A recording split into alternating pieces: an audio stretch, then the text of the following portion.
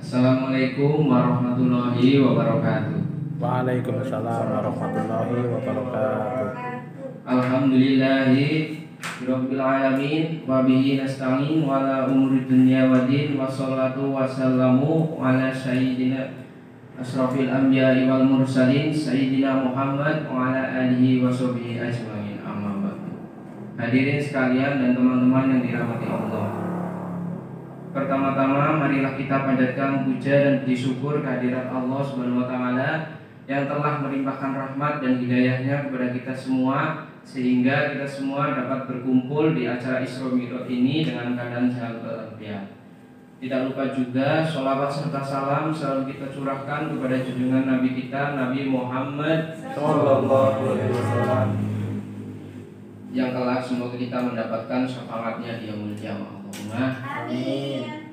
Hadirin dan teman-teman rahimahumullah, perlu kita ketahui acara pada hari ini merupakan acara untuk memperingati hari Isra Mi'raj. Seperti yang dijelaskan Mas Heri tadi, acara Isra Mi'raj itu adalah acara perjalanan Nabi Muhammad yang diperjalankan oleh Allah Subhanahu wa taala dari kota Mekah ke Palestina yang sekarang disebut Palestina ya.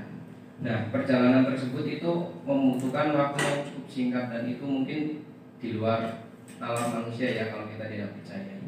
Nah, kali ini di acara ceramah ini saya akan memberikan cerita sedikit mengenai tema keteladanan Nabi Muhammad SAW. Semoga teman-teman yang hadir pada acara ini dapat memetik hikmah dan manfaat dari apa yang saya sampaikan. Allah Subhanahu wa taala berfirman pada surat Al-Ahzab ayat 21 yang berbunyi, laqad kana lakum fi Rasulillah uswatun hasanatun liman kana yarju mallaha walau ma'ahiru wa dzakarallaha katsira. Yang artinya, sesungguhnya telah ada pada diri Rasulullah itu suri tauladan yang baik bagimu, yaitu bagi orang yang mengharapkan rahmat Allah dan kedatangan hari kiamat dan dia yang menyebut Allah. Nah, teman-teman sekalian, Nabi Muhammad berdasarkan surat Al-Ahzab ayat 21 merupakan contoh atau suri tauladan yang paling cocok atau paling baik kita teladani sifat-sifatnya untuk diamalkan dalam kehidupan sehari-hari. Namun, anak-anak muda zaman sekarang seperti kita, siswa-siswi LKPBAC ya di sini, itu banyak yang menyukai tokoh-tokoh seperti artis, selebritis, tokoh-tokoh dunia dibanding tokoh-tokoh Islam. Padahal mereka tidak kalah hebatnya ya. Salah satu contoh tokoh yang paling digemari itu artis Korea ya atau K-pop. Siapa ini di sini? Ada ya. Ya, salah satu contoh tokoh K-pop itu salah satunya siapa ya, Mbak? Taemin namanya. Siapa? Dia itu Jimin. Ada juga Lisa Blackpink mungkin ya. Ya, terus ada Kim Jong Un itu Korea juga. Oh, Korea Utara beda ya. Tapi Korea berbeda, Mbak. Ya begitu. Ya, padahal sebenarnya dalam Islam teman-teman, Nabi Muhammad SAW merupakan contoh teladan yang paling baik kita tiru dalam kehidupan sehari-hari. Contoh yang dapat kita tiru yaitu sunnah-sunnah Nabi Muhammad SAW, teman-teman. Contohnya apa saja?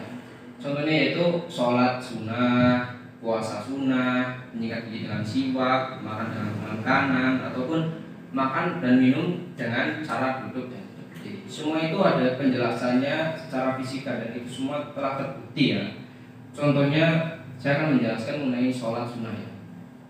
Guru Ustadz ngaji saya pernah bilang ke saya, ibaratnya sholat wajib itu sebuah nasi dan sholat sunnah itu lauknya. Ibarat kita hanya melaksanakan sholat wajib saja, itu kita hanya makan nasi. Ibarat nasi padang itu tanpa lauk, enak nggak teman-teman? Enggak ya, nggak enak kan? Nah itu kita itu harus melaksanakan sholat wajib itu harus. Namun kalau ingin lebih enak lagi, ya laksanakanlah sholat sunnah. Karena sholat sunnah itu walaupun ibaratnya sunnah, yang artinya jika dilakukan itu mendapat pahala dan tidak dilakukan itu pun tidak berdosa, tidak berdosa. Itu pahalanya tidak main-main teman-teman.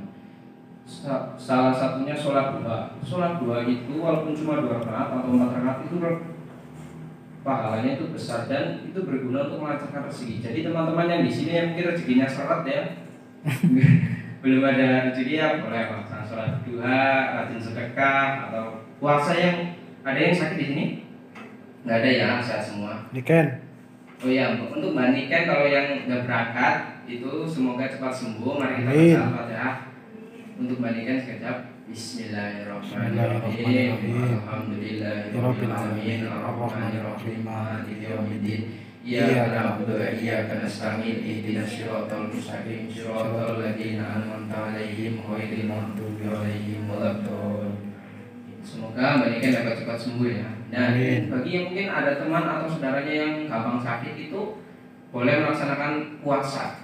Puasa itu mencegah sakit teman-teman. Jadi kalau rajin puasa sunnah ya, jangan setiap hari. Senin Kamis cukup. Kalau setiap hari mungkin keringan. Ya, Senin Kamis itu sudah lebih dari cukup ya. Katanya itu di agama itu jika mau sehat maka berpuasalah. Atau yang nafsunya tinggi itu maka puasa, insya Allah nafsunya itu akan turun. Nah, terus sunnah Nabi Muhammad itu tidak hanya satu, ada juga yaitu untuk berbakti kepada kedua orang tua kita. Ada yang di sini yang biasanya kalau disuruh kedua orang tua ke warung atau ke pasar suka nanti-nanti dulu. Contohnya saya ya. Saya dulu kalau diperintah ke warung itu, misalnya saya kan diundangnya Rian ya. Yang belikan gula ke warung atau ke pasar. Ya Ma, tunggu dulu. Ini iklannya belum iklannya filmnya belum selesai, tanggung. Itu jadinya tidak boleh ya, tapi yang masih kecil ya nggak apa-apa. Ya, tapi jangan bilangin ya. Berbakti kepada orang tua itu banyak sekali contohnya teman-teman.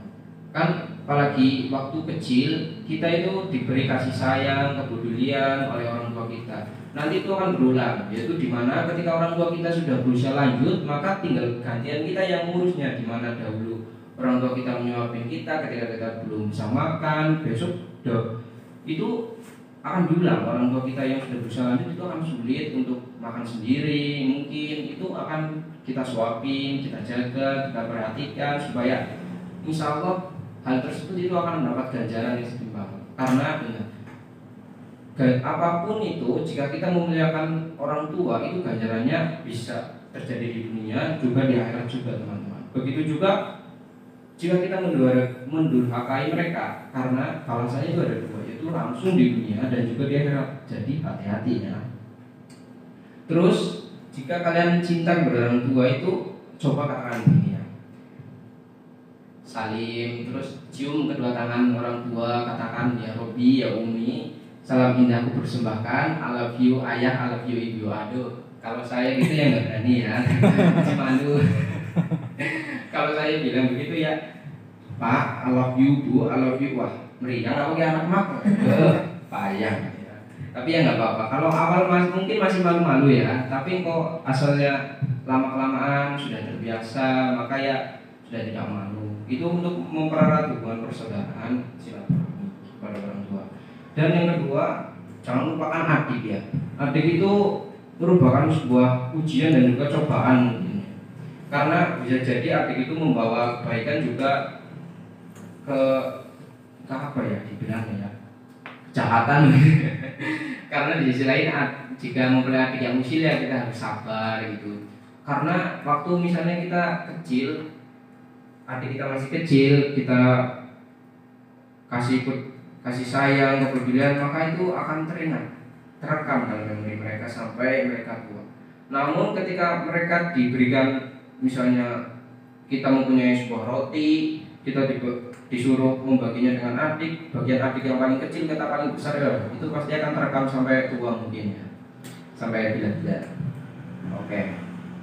Dan juga jangan sekali-kali bilang atau hus pada orang tua ya, karena jika orang tua sudah berusia lanjut itu mereka akan rentan teman-teman, rentan atau sulit untuk beraktivitas seperti kalanya kita dulu apalagi kecil yang tidak tahu apa-apa, tidak tahu makan, minum, menulis, bahkan mungkin sulit untuk berjalan ya. Baru lahir disuruh belajar aja nggak mungkin. Nah, Karena orang tua itu ridhonya itu sungguh besar, di mana ridhonya orang tua juga ridho Allah Subhanahu wa taala. Nah, ada cerita tentang Nabi Muhammad. Ini cerita yang Bapak ya. Cerita Nabi Muhammad dengan istri-istrinya, di mana ketika beliau dan istri beliau sedang berduaan. Istri Nabi Muhammad ada yang tahu ada berapa? Enggak ada. Istri Nabi Muhammad itu kurang lebih kalau nggak salah itu ada 13 istri itu, wah, mantap. Kalau saya sih Mantap. ya. Mantap. Kalau nggak bisa itu jangan coba-coba 13 istri atau apalagi 12. Satu cukup lah, insya Allah. Nah, Nabi Muhammad itu punya 13 istri itu bukan karena kemauannya sendiri teman-teman, tapi karena perintah dari Allah Subhanahu wa taala untuk menyelamatkan mereka istri-istri Nabi Muhammad ini dari kejahatan.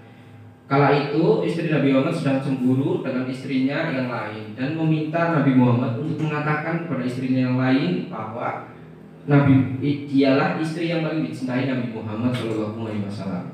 Dan Nabi Muhammad pun memberi sebuah kurma kepada istrinya tersebut dan bilang bahwa ini kurma, jangan katakan kepada siapapun atau kepada istriku yang lain. Terus Nabi Muhammad Islam atau rentan waktu yang berbeda itu memberikan setiap istrinya itu satu buah kurma yang sama, namun dengan ucapan jangan beritahu istriku yang lain. Nah, pada suatu waktu Nabi Muhammad SAW itu mengumpulkan semua istrinya dan bilang, siapapun yang memberi kurma maka ialah istri yang paling dicintai. Masya Allah, sungguh luar biasa kecerdasan dan kebijaksanaan Nabi Muhammad dalam berumah tangga ya. Maka itu merupakan salah satu yang harus kita tiru ya teman-teman. Nah, kesimpulan dari ceramah yang saya sampaikan ini, jadilah anak yang berbakti kepada orang tua, mencintai Nabi Muhammad, jangan hanya mengagungkannya, namun mencintainya saja. Mengagungkannya saja tidak cukup. Dan turutilah atau patuhilah perintah orang tua, dengarkan nasihatnya, taati perintah Allah dan jauhi larangannya. Semoga apapun yang saya sampaikan kepada teman-teman pada hari ini dapat bermanfaat untuk teman-teman dan dapat diamalkan dalam kehidupan teman-teman sehari-hari.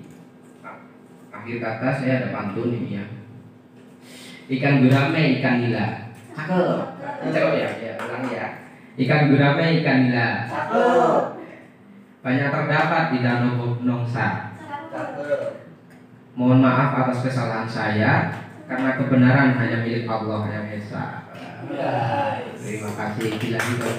Wassalamualaikum warahmatullahi wabarakatuh. Waalaikumsalam warahmatullahi wabarakatuh.